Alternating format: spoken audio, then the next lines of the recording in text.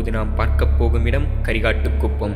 சென்னையிலிருந்து 32 கிலோமீட்டர் தொலைவில் உள்ள முட்டுக்காட்டுக்கு அருகில் இருக்கும் இந்த கரிகாட்டுக்குப்பம் 2004 சுனாமியின் போது பல உயிர்களை காவு வாங்கியுள்ளது. அத்தருணத்திலிருந்து இக்கரிகாட்டுக்குப்பம் ஒரு அமானுஷ இடமாகவே மாறப்பட்டுள்ளது.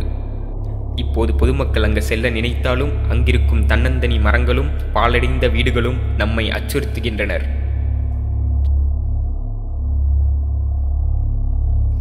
இப்போது நாம் பார்க்க போகும் இடம் தியோசாபிக்கல் சொசைட்டி. சென்னைக்கு மத்திய பகுதியில் அமைந்துள்ள இந்த தியோசாபிக்கல் சொசைட்டி பகல் நேரங்களில் அதன் இயற்கை அழகிற்கும் கட்டிடக்கலைக்கும் பெயர் போனது. அதுவே இரவு நேரங்களில் மர்மங்களுக்கும் அமானுஷங்களுக்கும் சிறிதே பஞ்சமின்றி விளங்குகிறது.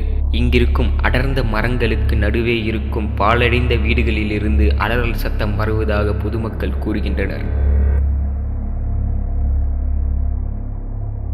கொடைக்கானலில் பச்சை பசேல் காடுகளுக்கு நடுவில் அமைந்துள்ள இந்த பச்சை பங்களா ஒரு 200 வருடம் பழமையானது. இங்கு வசித்த ஆங்கிலேயர் குடும்பம் மர்ம முறையில் இறந்ததிலிருந்து இந்த பங்களா மூடப்பட்டுள்ளது. இங்கிருந்து மர்ம ஓசைகளும் அலறல் சத்தங்களும் கேட்பதாக பொதுமக்கள் கூறுகின்றனர். இதற்கு பயமூட்டும் வகையில் இந்த பங்களாவுக்கு அருகில் பல விபத்துகளும் நிகழ்கின்றன.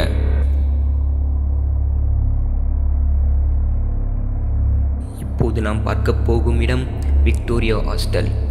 சென்னை வாலாஜா சாலைக்கு மிக அருகில் அமைந்துள்ள இந்த விக்டோரியா ஹாஸ்டல் அதன் தனிமைக்கு பெயர் போனது. இங்கு மக்கள் நடமாட்டம் அதிகளவில் இல்லாததால் ஆட்டோ ஓட்டுநர்களும் சிறு வியாபாரிகளும் அமானுஷ்ய உருவங்களை கண்டதாக கூறுகின்றனர். கடைசியாக நாம் பார்க்க போகும் இடம் டிமாண்டே காலனி. சென்னை ஆழ்வார்பேட்டில் அமைந்துள்ள இந்த டிமாண்டே காலனி சென்னையிலேயே ஆள் நடமாட்டம் இல்லாத பகுதி என்று கூறினால் அது மிகையாகாது. போர்ச்சுகீஸ் வியாபாரி ஜான் டிமாண்டேவும் அவரது மனைவியும் மர்ம முறையில் இறந்ததாக கூறப்படுகிறது. கடந்த 10 வருடங்களாக ஆள் நடமாட்டமே இல்லாத இந்த பகுதி இப்போது வெளியான டிமாண்டே காலனி படத்தில் இருந்து மக்கள் கவனத்தை அதிக அளவில் ஈர்த்துள்ளது. இந்த இடம் பல உயிர்களை காவு வாங்கியுள்ளது என்று இங்கு இரவில் பணிபுரியும் காவலாளர்கள் கூறுகின்றனர். மேலும் தெரு விளக்குகள் எதுவும் இரவில் இயங்குவதில்லை என்றும் அவர்கள் கூறுகின்றனர்.